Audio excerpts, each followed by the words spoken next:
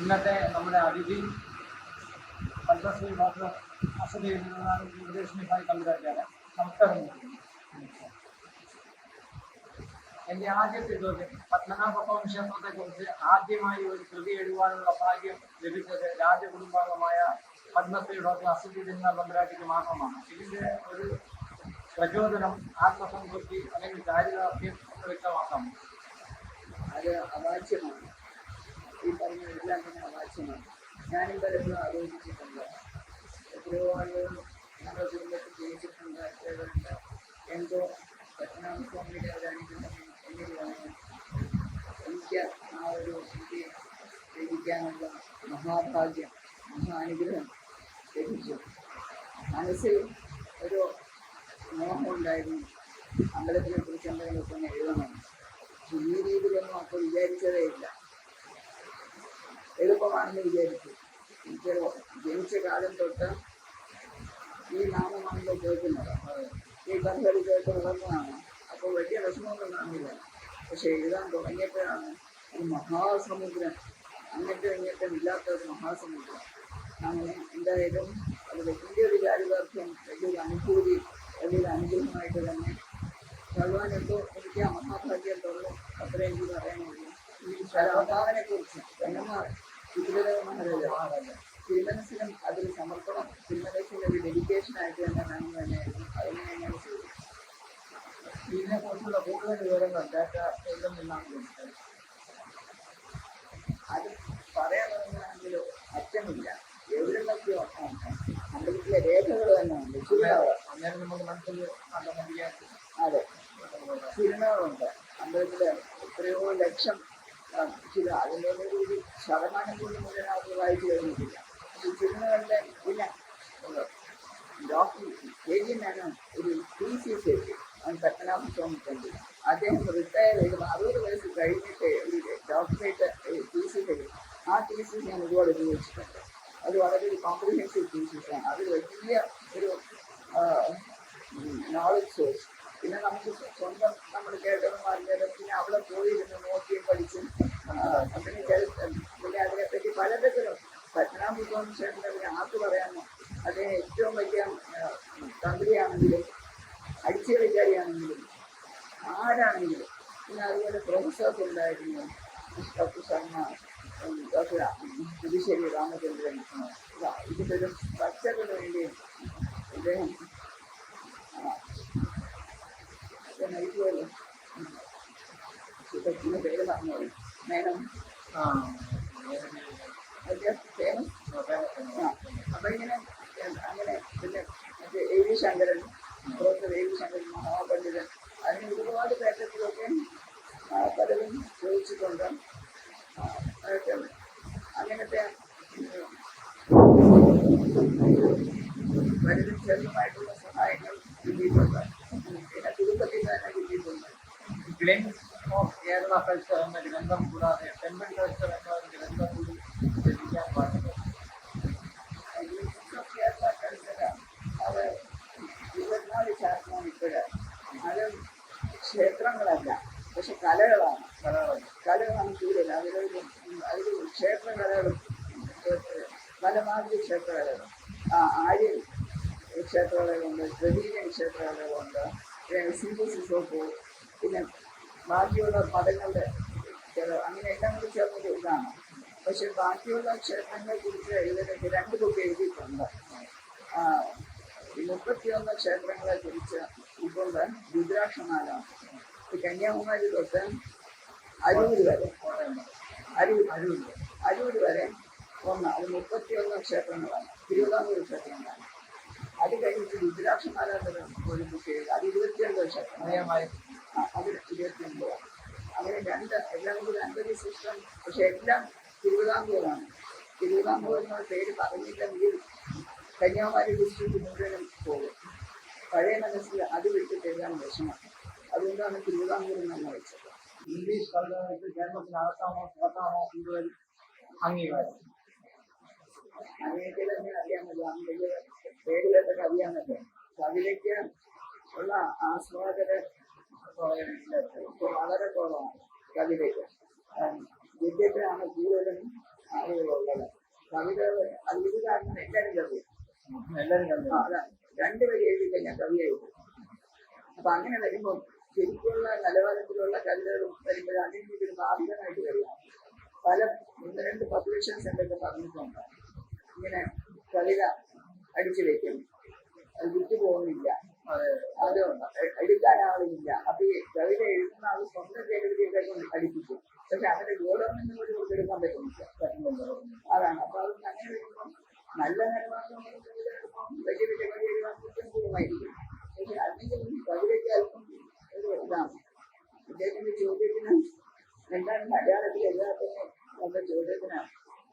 ഇപ്പോഴത്തെ ഗംഭീര മലയാളത്തിനോട് എനിക്ക് അവിടെ നിന്ന് എത്തിച്ചേരാനായിട്ടുള്ള അറിവോ കഴിവോ ഇല്ല. 2 കവിത എഴുതി പണ്ട് മലയാളത്തിൽ. ഒന്ന് സങ്കല്പ വിവാഹം, എനിക്ക് ഓർമ്മയുണ്ട്. ഒന്ന് സങ്കല്പ വിവാഹം എന്നാണ് ശീർഷകം. പിന്നെ ഒന്ന് തിരുനാട്ടുക വന്ന ഞങ്ങൾ കടുതയുടെ ആറ്റുന്നത് തിരുനാട്ടുക വന്നത്. ഈ 2 എഴുതിയത്. അതൊന്നും ആർക്കും കാണിക്കാനൊന്നുമല്ല, ചുമ്മാ എഴുതി വെച്ച് കുറെ കവിത എഴുതി വെച്ചിട്ടുണ്ട്. വേറെ എഴുതി വെച്ചു. അപ്പൊ ആരും എഴുതുന്ന പറഞ്ഞിട്ട് അത് നമുക്കൊന്ന് നോക്കാൻ പറ്റുന്നു. പക്ഷെ ഞാൻ ഒരിക്കലും അറിഞ്ഞില്ല എന്താ ചെയ്യാൻ പോകുന്നു. ഈ 2 കവിതകൾ പ്രവർത്തിക്കും ചെയ്യും. ഒരു 3-4 ദിവസം കഴിയുമ്പോൾ പുതുശ്ശേരി രാമൻ പ്രൊഫസർ, അതാണ് എന്താ പ്രൊഫസർ നമുക്ക് പറഞ്ഞു, അല്ലെ മലയാളത്തിലൊക്കെ ഇപ്പോൾ കവിത എഴുതി തോന്നുന്നു.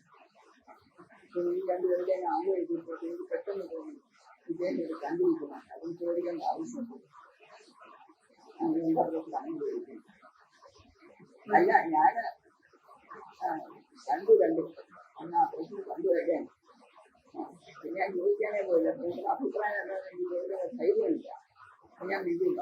അപ്പൊ അദ്ദേഹത്തിന്റെ മറുപടി പറഞ്ഞു, അല്ല കുഴപ്പമൊന്നുമില്ല, കുഴപ്പമുണ്ടോ, കുഴപ്പമൊന്നുമില്ല. പക്ഷെ മലയാളത്തിൽ കവിത എഴുതുന്നത് നല്ലതാണ്, മാതൃഭാഷയൊക്കെ ആണല്ലോ. പക്ഷെ അങ്ങനെ ഉണ്ടെങ്കിൽ അല്പം കൂടെ നമുക്കൊന്ന് വായിച്ച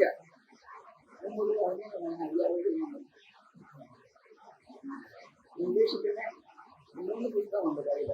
3 പുസ്തകമുണ്ട്.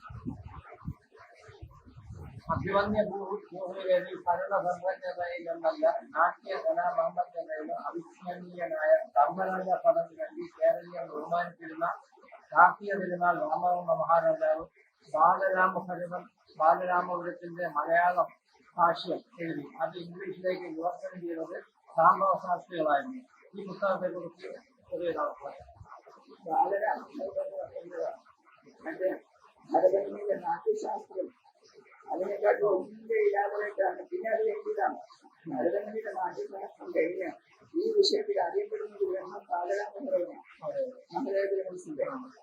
അത് അത്ര ഡീറ്റെയിൽസിലേക്കാണ് പ്രയോഗിക്കുന്നത്. എന്റെ ഡോക്ടറിന്റെ ഗോപിക പറഞ്ഞ ഡാൻസറാണ് ഓർക്കുന്നത്. ഗോപിക ബാലരാമ തലത്തിൽ PhD ചെയ്യുകയാണ് ഇപ്പോൾ. ഗോപിക പറയുന്നു അതിശയപ്പെട്ടു എങ്ങനെ രാജ്യഭരണത്തിലുണ്ടെങ്കിൽ ഇങ്ങനെ ഈ മുദ്രകൾ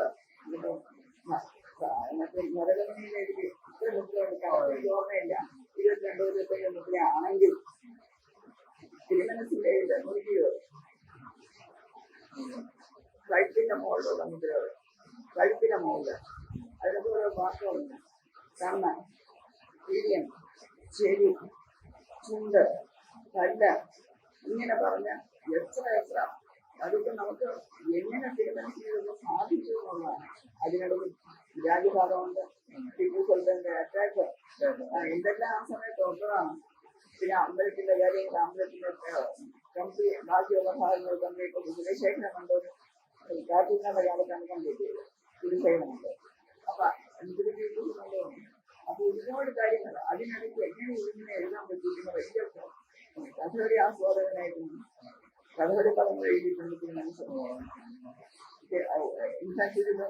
തിരുമനസ് ഏതൊരു കഥകളി ഏതാന്ന് അറിയാൻ പറ്റുന്നില്ല. അപ്പൊ അതിങ്ങനെ എഴുതിയിട്ടുണ്ടെങ്കിൽ 3 വരി എഴുതി, 4ാമത്തെ വരി കിട്ടിയില്ല. അപ്പൊ സമയമായിട്ട് കുഴിച്ചത് ഏതാക്കും. അപ്പൊ ഈ 3 വരി എഴുതിയിട്ടാണ് പോയി. തിരുമനസ് കാർത്തിക തിരുനാളാണ്. തിരുമനസിന്റെ അനന്തരമായി അശ്വതനാഥ്. അശ്വതനാഥ് രാജമായില്ല. തിരുമനസ് വായിച്ചു 3 വരി. 4ാമത്തെ അദ്ദേഹം 4ാമത്തെ വരി ജീവിപ്പിച്ചു പോയി. തിരുമനസ് നോക്കിയിട്ട് നാലാമത്തെ വരി ഉടനെ മനസ്സിലായി. അനന്തരം നമ്പൂരിമാരെ കാണിച്ചു, ഇത് കണ്ടോ, ഇത് അഭിപ്രായം എന്താ, ഈ മൂന്നെണ്ണം ഞാൻ എഴുതിയതാ, അടിയിലുള്ള അപ്പുറം എഴുതിയതാ, നമ്പൂരിമാരെ മൃഗന്മാരെ. അപ്പൊ എന്ത് പറയാനാ, അപ്പൊ ആലോചിച്ചു. കമ്മിറ്റന്റ് പറഞ്ഞു, അശ്വതിയാണോ ആദ്യം, കാർത്തികയാണോ ആദ്യം? നക്ഷത്രത്തിൽ അശ്വതിയാണ് അല്ലേ? അപ്പൊ അശ്വതിയാണോ ആദ്യം, കാർത്തികയാണോ ആദ്യം എന്ന് ചോദിച്ചു. അങ്ങനെ ഒരുപാട് അതിനിടയ്ക്ക് ഗംഭീരമായിട്ടുള്ള ഒരു സംഭവം തന്നെയാണ് മാറുകയാണ്. രാജഭരണകാലത്ത് എഴുത്തുകാർക്ക് വിത്തിൽ സദസ്സുകൾ ഉണ്ടായിരുന്നു. 10 മുളയും ജീവശൃംഖലയും മറ്റി പ്രോത്സാഹിപ്പിച്ചിരുന്നു. ജനാധിപത്യകാലത്ത് ഈ എഴുത്തുകാരോടുള്ള മനോഭാവം, സമീപനം എങ്ങനെയാണ് കാണുന്നത്? അല്ലെ, കൊട്ടാരത്തിന് കാണേണ്ട ആവശ്യമില്ല. കൊട്ടാരത്തിന് അംഗീകാരം കൊടുക്കുന്നുണ്ട്. പക്ഷെ പണ്ടത്തെ പോലെ പറ്റുകയില്ലല്ലോ, അങ്ങനെ പറ്റുകയില്ല. ചിലപ്പോൾ ഗവൺമെന്റ് പലരെയും ആദരിക്കുന്നു, പലർക്കും അവാർഡുകളൊക്കെ കൊടുക്കുന്നു. അവരുടെ മാനദണ്ഡങ്ങൾ അനുസരിച്ചാണ് അവരത് ചെയ്യുന്നത്. പത്മനാഭസ്വാമി ക്ഷേത്രവുമായി ബന്ധപ്പെട്ട് ക്ഷേത്ര കലകളെ കുറിച്ച് അറിയാൻ താല്പര്യമുണ്ട്. ഓണവില്ല് ചാർത്തുന്നത് ഈ ക്ഷേത്രത്തിൽ മാത്രമായ ചടങ്ങാണോ, അതോ മറ്റു വല്ല ക്ഷേത്രങ്ങളിലുണ്ട്? ആദ്യം രണ്ടാമത്തെ കാലം ഓണവില്ല് ചാർത്തുന്നത് ഇന്ന് മലയാള നാട്ടിലും കേരളത്തിൽ ഇവിടെ മാത്രമുണ്ട്. ഇവിടുത്തെ പത്മനാഭസ്വാമി ക്ഷേത്രത്തിന്റെ ഒരു മൊണോപ്പൊളി എന്നാണെങ്കിൽ പറയാം. ഗുരുവായൂർ കൃഷ്ണനാട്ടം ഗുരുവായൂരിന്റെ മാത്രമാണ്. അതുപോലെയാണ് ഓണവില്ല പത്മനാഭന്റെ മാത്രം. പക്ഷെ അതേസമയം തിരുവട്ടാറ് ആദികേശ്വര പെരുമാൾ ഇന്നിപ്പോ കന്യാകുമാരി ഡിസ്ട്രിക്റ്റിൽ പോയി, അന്ന് അതൊക്കെ തിരുവാങ്കൂറായിരുന്നു, അവിടെ ഉണ്ട്, അതിപ്പോഴും ഉണ്ട്. പക്ഷെ ഈ രീതിയിലൊന്നുമല്ല. പക്ഷെ ഒരു ദുരിതം തന്നെയാണ്. അത് 2 or 3 ഇവിടെയാണെങ്കിൽ വലിയ ഡിമാൻഡൊക്കെ ഈ ചടങ്ങായിട്ട് നടക്കുന്നുണ്ട്. പക്ഷെ ഇപ്പൊ കേരളത്തിലെ ഈ ഒറ്റ ക്ഷേത്രത്തിൽ മാത്രമേ ഉള്ളൂ ഒരു മൊണോപ്പൊളി തന്നെയാണ്. ഒരു കുടുംബത്തിന്റെ ഒരു സ്വത്ത് തന്നെയാണ്. ഒരു കരമനയിലുള്ളവരാണ് ആശാരിമാര്. ഈ കോട്ടയ്ക്കകത്തെ കല്ലാനയുടെ ഉത്സവത്തെ കുറിച്ച് അറിയാൻ ആഗ്രഹമുണ്ട്. തമ്പുരാട്ടിയുടെ പുസ്തകത്തിൽ കല്ലാനയുടെ ചിത്രം ഞാൻ കണ്ടിരുന്നു. കല്യാണ രണ്ടെണ്ണം പറയുന്നു. ഒന്ന് ധർമ്മരാജാവിന്റെ കാലത്താണെന്നും ഒന്നതിന് മുമ്പെയാണ്. ഉമാമഹേശ്വരി ഹിസ്റ്റോറിയൻ അവരുടെ ബുക്കിൽ അതിനെപ്പറ്റി കുറച്ചുകൂടെ വ്യക്തമായിട്ടുണ്ട്. എനിക്ക് പെട്ടെന്ന് ഓർമ്മ വരാത്തതിന് തെറ്റ് പറയാൻ പാടില്ല, തെറ്റ് വരാൻ പാടില്ല. പക്ഷെ ഈ ആന അവിടെ സ്ഥാപിച്ചത് അമ്പലം അഭിമുഖീകരിച്ചുകൊണ്ടാണ്. ആന കിടക്കാണ്. അത് ഈ അമ്പലത്തിന്റെ ഒരു രക്ഷകനായിട്ടും ഒരു സാക്ഷിയായിട്ടും ഒക്കെയാണ് കല്യാണം.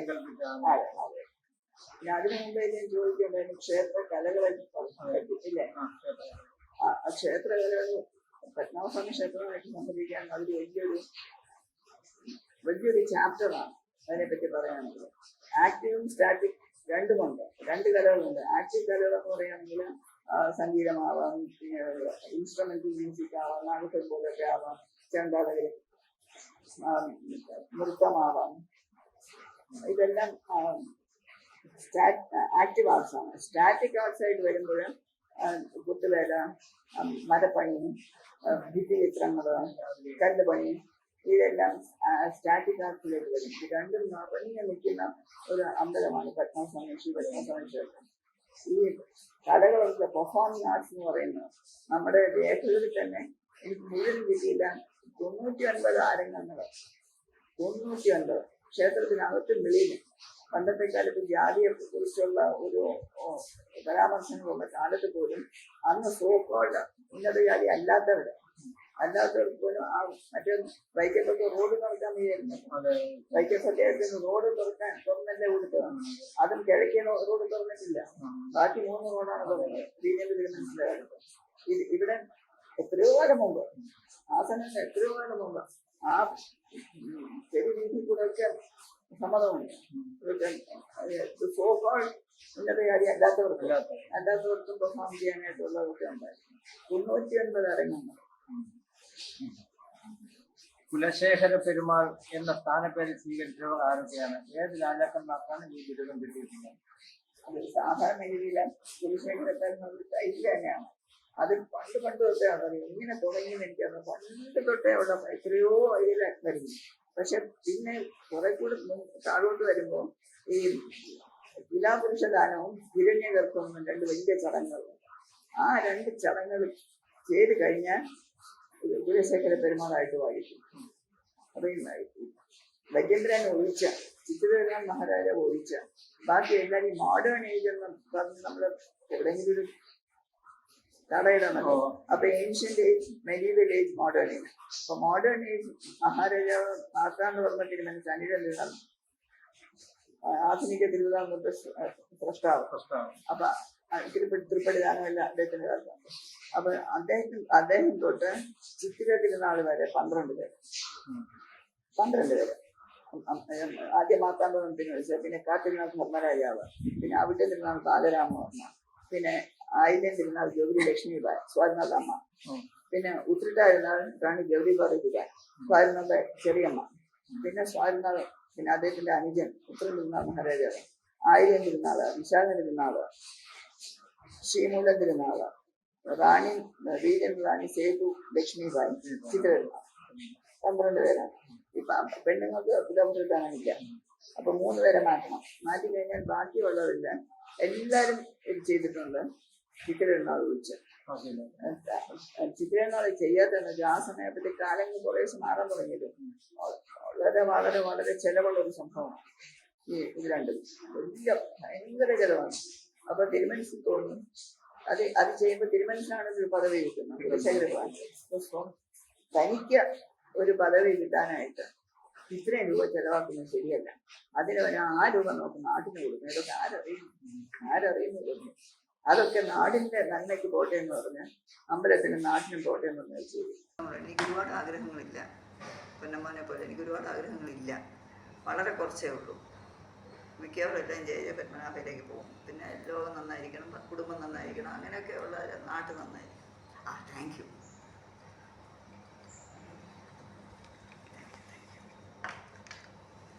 അപ്പോൾ എന്തായാലും ഒരിക്കലും തിരുപ്പതി വെങ്കടാചലപതിയിലെ ഒരു സാധനം അവരോട് കൊണ്ടുവന്നു, ഒരു പെട്ടിയില്ല. അത് തുറക്കുമ്പോൾ എനിക്കത് കണ്ടപ്പോൾ തൊട്ട് എനിക്ക് പൊന്നു പെരുമാളിൻ്റെ ഇതുപോലെ ഒന്നും കിട്ടിയെങ്കിൽ പത്മനാഭസ്വാമിയുടെ ഒന്നും ഇതുപോലെ ചെയ്യാതെങ്കിൽ പല വിധത്തിലും നോക്കി. ഒരു രക്ഷയിലും നമ്മളെ കൊണ്ട് ചെയ്യാനൊന്നും നോക്കൂല, നമുക്ക് പറയാനും. പിന്നെ ഇവിടെ നമ്മുടെ സ്വന്തം ആളുകളെ കൊണ്ട് ചെയ്യിക്കുകയാണെങ്കിൽ അത് കാര്യം അവരെ ചെയ്യാൻ പറ്റുമോ, ചെയ്യുകയാണെങ്കിൽ തന്നെ വേറൊരു സ്ഥലത്ത് 10 രൂപയ്ക്ക് കിട്ടുമെങ്കിൽ ഇവിടെ 100 രൂപയായിരിക്കും. സംശയമൊന്നുമില്ല. അപ്പം ഇങ്ങനെയൊക്കെ ആലോചിച്ചൊക്കെ നോക്കി അങ്ങനെ ഇരുന്നപ്പോൾ ഒരാൾ വന്നു മദ്രാസിൽ നിന്ന്. അദ്ദേഹത്തിൻ്റെ കയ്യിലൊരു അയ്യപ്പനുണ്ട്, ഈ ഐഡിയ തന്നെ. അപ്പോൾ 2 എണ്ണമായല്ലോ. ഞാൻ പറഞ്ഞു, എനിക്ക് നിങ്ങളൊരു കാര്യം ചെയ്യാമോ, എനിക്ക് പത്മനാഭസ്വാമിയെ വേണം, നിങ്ങൾക്ക് ചെയ്യാനുമ്പോൾ ഞാൻ ചെയ്യാം, പക്ഷേ എന്തെല്ലാം വേണമെന്ന് പറഞ്ഞു. ഞാനപ്പോൾ അതിൻ്റെ ഒരു പടം, തെറ്റായ പടങ്ങൾ ഒരുപാടുണ്ട്. ഭീമയുടെ തന്നെ വലിയ തെറ്റായിട്ടുള്ളതാണ്. ഭീമയുടെ വലിയ ഇതാണല്ലോ, അഡ്വർടൈസ്മെൻ്റ് ആണല്ലോ ഭീമയുടെ. ഇത്ര കൊല്ലം ഇത്ര, but it is wrong. Padmanabhaswamy ആയിരിക്കാം, ബട്ട് ഡെഫിനറ്റ്ലി നോട്ട് തിരുവനന്തപുരത്തെ. ഞാൻ ഭീമയിലൊക്കെ പറഞ്ഞു, ഗോവിന്ദൻ്റെ ഒക്കെ നിങ്ങൾ തെറ്റായിട്ട് പറയരുത്, നിങ്ങൾ പറയണം ദിസ് ഇസ് പത്മനാഭസ്വാമി, പക്ഷേ you should not say it is Thiruvananthapuram. അതാണ് ഇൻസ്പയർഡ് ബൈ തിരുവനന്തപുരം പത്മനാഭസ്വാമി എന്ന് വേണമെങ്കിൽ പറയാം. Inspired by. ബിക്കോസ് ഒരുപാട് തെറ്റുകളുണ്ട്. തെറ്റെന്ന് വെച്ചാൽ വ്യത്യാസങ്ങൾ, തെറ്റെന്ന് ഞാൻ പറയില്ല, ഒരുപാട് വ്യത്യാസങ്ങൾ. നമ്മുടെ സ്വാമിയെ അല്ല പോട്ടെ. പിന്നെ ഒരു കറുപ്പിലെ മഞ്ഞ രാജൻ മഹാരാജ, ടോട്ടലി റോങ്. അതും തെറ്റാണ്. അപ്പം അത് നോക്കിയാണ് ഇപ്പോൾ ഭീമേര വന്നിരിക്കുന്നത്. ആ തെറ്റുകളൊക്കെ മിക്കവാറും എല്ലാം മിക്കവാറും എല്ലാം അല്ലാതെ വേറെ തെറ്റുള്ളൂ. അങ്ങനെയാണ്. അപ്പോൾ ഞാൻ എൻ്റെ ഇതിനെ പടം പിന്നെ ഞാൻ എൻ്റെ ഐഡിയയിലുള്ളതെല്ലാം ഞാൻ പറഞ്ഞു കൊടുത്തു, ചെയ്തു. അപ്പോൾ വന്നപ്പോൾ എനിക്ക് തൃപ്തിയില്ല. ഭഗവാൻ വിഷ്ണു അലങ്കാരപ്രിയാണ്. അപ്പോൾ ഗ്ലിറ്റർ വേണം, ഗ്ലിറ്ററും തിളക്കവും കാര്യം തിരിച്ചിതെല്ലാം പറഞ്ഞ് തിരിച്ച് അവരെ കൊണ്ട് ചെയ്യിച്ചു. അപ്പോൾ ഇത് ഗ്ലിറ്റർ ഇല്ലാതെ തന്നെ ഞാൻ കാണിച്ചപ്പോൾ ആളുകൾക്ക് സന്തോഷം. ഗ്ലിറ്ററൊന്നും ഇല്ലാതെ കാണിച്ചപ്പോൾ ഞാൻ പറയുന്ന ട്രാവലിംഗ് പൂജ ബോക്സ് അതെൻ്റെ ഒരു ഫ്രണ്ട് പറഞ്ഞതാണ്. അപ്പോൾ എന്താ ചെയ്യേണ്ടത്? അപ്പോൾ അവർക്ക് ഞങ്ങൾ ഓർഡർ ചെയ്തു. അപ്പോൾ ഈ ഗ്ലിറ്ററൊന്നും ഇല്ലാതെയാണ്. തമ്പിയുടെ എത്ര രൂപ എനിക്കറിയാൻ വയ്യ എത്രയാണെന്ന്. ഞാൻ അവരൊക്കെ ചോദിച്ചു, നിങ്ങൾ ഇത് തരികയാണെങ്കിൽ എത്ര രൂപയ്ക്ക് നിങ്ങൾ തരും? അത് സാരമില്ല, എത്ര വേണമെന്ന് പറഞ്ഞാൽ ഞാൻ പറ്റില്ല. ഇപ്പോൾ ഞാൻ പറയുന്നു, ഇപ്പോൾ 10 പേര് ഓർഡർ ചെയ്യുന്നു, ഞാൻ വരുത്തുന്നു, കൊടുക്കുക. ഇവരെ ബില്ല് വരുമ്പോൾ 14 രൂപയാണെങ്കിൽ ആരും വാങ്ങിക്കില്ല. ഒരു മനുഷ്യൻ വാങ്ങിക്കാൻ നമ്മളിട്ടും പറ്റാതിരിക്കും. നമ്മൾ അവർക്ക് കൊടുക്കണ്ടേ? അവർക്ക് കൊടുക്കണമല്ലോ. അവൻ നിങ്ങൾ ഇത് പ്രൈസ് പറഞ്ഞിരിക്കും, നമുക്കിവിടെ നിർത്താം. I don't want to take risk. ഒരെണ്ണം ഞാൻ വാങ്ങിച്ചേക്കാം, വാട്ട് എവർ ദ പ്രൈസ്. 10,000 ആണെങ്കിൽ 10,000 ഞാൻ വാങ്ങിച്ചോളാം. But we stop it with that. ഞാൻ ചുമ്മാ എങ്കിലും 1-2 പേരൊക്കെ പറഞ്ഞു, മറ്റേ ക്രിസ്റ്റലിൻ്റെ വെച്ചുകൊണ്ട് 1,500 രൂപ എന്ന് ഞാൻ ചുമ്മാ പറഞ്ഞു. എന്തായാലും അവരെ ഇത് വന്നപ്പോൾ 1,200 ഇനി കൊടുക്കാൻ. ഞാനത് 1,000 ആക്കി. അത് കുറയ്ക്കാൻ പാടില്ല, ഒരു അണ്ടർ കട്ട് ചെയ്യാൻ പോയില്ല. അപ്പോൾ 1,000 രൂപയ്ക്കാണ് ഞാൻ. പക്ഷേ അതിൻ്റെ ഒരു ഡിമാൻഡ്, അയ്യോ 24 മണിക്കൂറിൽ ഒരു 18 മണിക്കൂറിന് 120 ഒക്കെ പോവാണ്. ഹ്യൂജ് വെയിറ്റിംഗ് ലിസ്റ്റാണ് ഇപ്പോൾ. നിങ്ങൾ വാങ്ങിക്കാനൊന്നുമല്ല, നിങ്ങളെ കാണിക്കാൻ അത്രേ ഉള്ളൂ. വിൽക്കാനോ വാങ്ങിക്കാനോ ഒന്നുമല്ല, ജസ്റ്റ് ഷോ ചെയ്ത് ഭംഗിയുണ്ടോ, കലാകാരനാണല്ലോ. അപ്പോൾ അത് കാണുമ്പോൾ അതെങ്ങനെയാണ്, വാട്ട് ഇസ് യുവർ ഇംപ്രഷൻ എന്നറിയാൻ മാത്രം. അല്ലാതെ ഏതാണ് പെട്ടി, അതിൽ കയറി പൊട്ടുമില്ല. മറ്റേ ക്രിസ്റ്റൽ പൊട്ടും, ഇത് ശ്രീ പത്മനാഭസ്വാമി.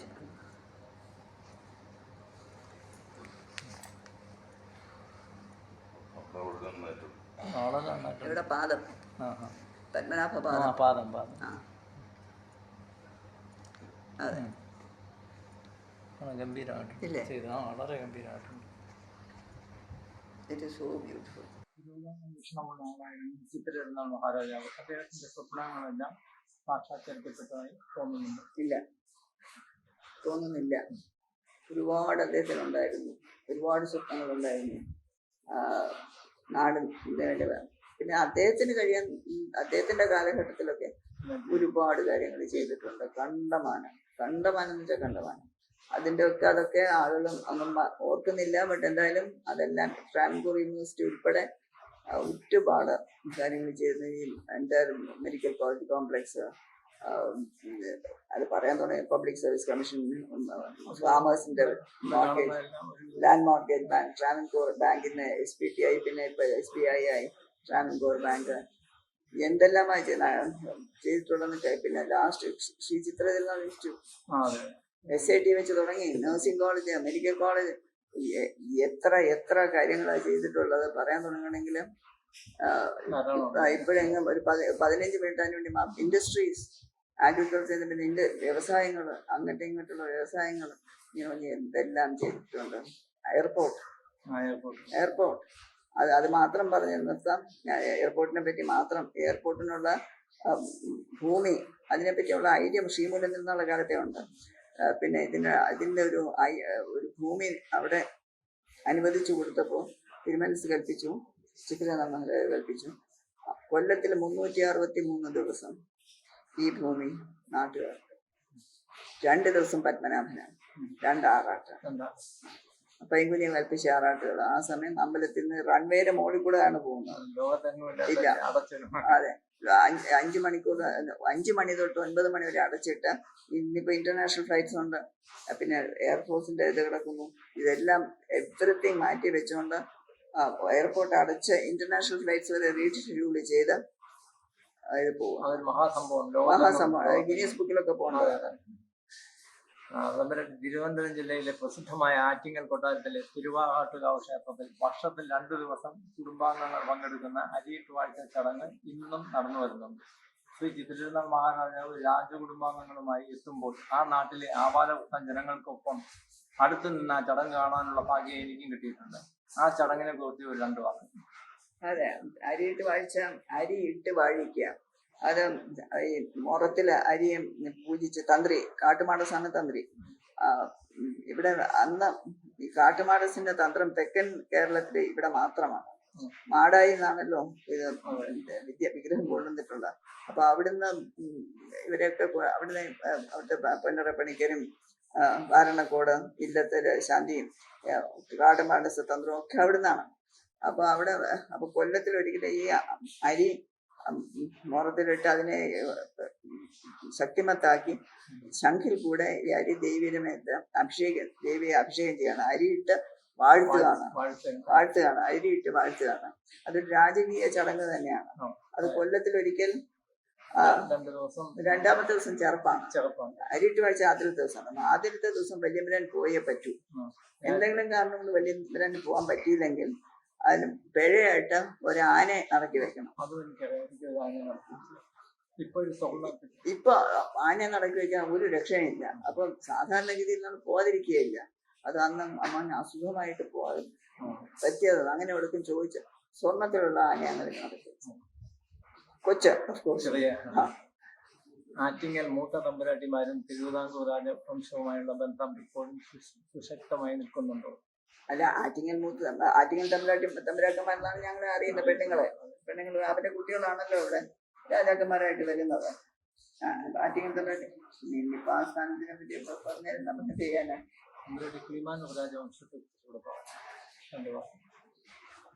കിളിമാനൂർ രാജവംശം വളരെ വളരെ പ്രസിദ്ധമായ പ്രൗഢഗംഭീരമായ ഒരു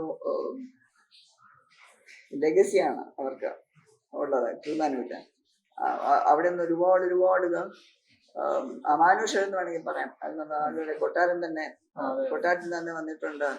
അതിലും മറ്റേ കരീന്ദ്രൻ മറ്റേ കഥകളി, പക്ഷെ അദ്ദേഹം രാവണ വിജയമൊക്കെയാണ് എഴുതിയത്. അങ്ങനെ എഴുത്തുകാര്, ചിത്രകാര്, കലാകാര്, അതിൽ ഒറ്റ എല്ലാവർക്കും അറിയാവുന്നതാണ്, ഞാൻ മാത്രം പറയേണ്ട ആവശ്യമില്ല. രവിവർമ്മ, രാജാ രവിവർമ്മ ലോകം മുഴുവനും അറിയുന്ന അദ്ദേഹത്തിന്റെ അനിയൻ രാജരാജവർമ്മ വലിയ ചിത്രകാരായിരുന്നു. അദ്ദേഹത്തിന്റെ സഹോദരി മംഗളാദേവി, അമ്മാവൻ രാജരാജവർമ്മയുടെ കയ്യിൽ നിന്ന് ആദ്യമൊക്കെ പഠിച്ചതൊക്കെ അതെ. മംഗളാദേവി വരച്ച ജ്യേഷ്ഠന്റെ പടം വരച്ചാണ് എല്ലാവരും കാണുന്നത്. രവിവർമ്മ കാണുന്ന ആ പടം മംഗളാദേവി വരച്ചത്. അങ്ങനെ ഒരുപാട് പേര് വലിയ നിലയിലുള്ളവരുണ്ട്. ഒരുപാട് പേരുണ്ടായിരുന്നു. കുടുംബവും വലിയ കുടുംബമാണ്, അംഗസംഖ്യയുള്ള കുടുംബമാണ്. പല ഇതിലും നൈപുണ്യം ഒരുപാട് പേരുണ്ട്. പഞ്ചവടിയിൽ എല്ലാ വർഷവും ജാതിമത വിദ്യാർത്ഥികൾ ഉൾപ്പെടെ മിനിസ്റ്റർമാർ ഞാനതിൽ വരുന്നുണ്ട്. അപ്പൊ ആ ചടങ്ങ് എല്ലാ വർഷവും ഉണ്ട്. അത് എല്ലാ വർഷവും തമ്പുരാന്റെ തിരുനാളിൻ്റെ അന്നാണ്. തുലാമാസം പുഷ്പാർച്ചന. അതെ, തുലാമാസം ചിത്തിരയാണ്. ദീപാവലിയിൽ എന്നായിരുന്നു ജനനം. ഇപ്പൊ നക്ഷത്രം വരുമ്പോൾ ചിലപ്പോൾ തെറ്റി വരും, പക്ഷെ മിക്കവാറും അങ്ങനെ തന്നെ വരും. ദീപാവലിയിൽ അന്ന് തന്നെയാണ് വരുന്നത്. അപ്പൊ അത് പിന്നെ തിരുമനസ് പത്മനാഭ ഭാഗത്തിലേക്ക് പോയ ദിവസമുണ്ട്. അത് പിന്നെ ആ രീതിയിലുള്ള വളരെ ചെറിയ രീതിയില് എന്ന് വെച്ചാൽ നമ്മള് ദുഷ്ടന്മാരുടെ നിഗ്രഹവും ശിഷ്ടന്മാരുടെ ജന്മമാണല്ലോ നോക്കുന്നത്. അപ്പൊ അതുകൊണ്ട് ജന്മദിവസം തന്നെയാണ് ഒരു വലിയ രീതിയിൽ പലരും വരുന്നുണ്ട്. പറഞ്ഞത് ജാതി മത ഭേദമന്യേ ആർക്ക് വേണമെങ്കിലും വരാം. കൊച്ചുകുട്ടികൾ വരാം. സ്കൂൾ ഉണ്ടാവും. അതെ അതെ, ആർക്ക് വേണമെങ്കിലും അതിലൊരു പങ്കെടുക്കാം. ഇതില്ല. ഇത്രയും തിരക്കിനിടയിൽ ഞങ്ങൾക്ക് ഒരു അഭിമുഖത്തിന്റെ സമയം അനുവദിക്കാൻ വേണ്ടി വളരെയധികം സന്തോഷം. വളരെ സന്തോഷം.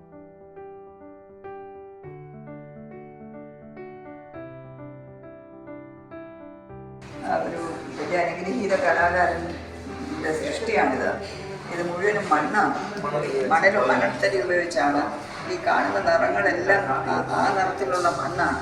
അവിടെ ഒരു കൃത്രിമ ചായവുമില്ല. പച്ച നിറത്തിലുള്ള മണ്ണ്, സ്വർണ്ണ നിറത്തിലുള്ള മണ്ണ്, ഇതൊക്കെ കന്യാകുമാരി സൈഡിൽ നോക്കിയാണ് അവർ കളക്ട് ചെയ്യുന്നത്. മുഴുവനും നാച്ചുറൽ മണ്ണിൻ്റെ നിറമാണ്. അല്ലാതെ ഒരു കൃത്രിമ ചായവും ചേർത്തിട്ടില്ല. അതേ കണക്കിലിരിക്കും. ഇതാ വലിയൊരു ജോലി തന്നെയാണ്. ഒരു പക്ഷിയോ ഒരു പൂവിനോ ചെയ്യണമെങ്കിൽ കുറെ കൂടെ എളുപ്പമാണ്. എല്ലാവരും അറിയുന്ന വ്യക്തിയെ ചെയ്യുമ്പോൾ വ്യക്തിയുടെ ചായ വരുന്നുണ്ട്.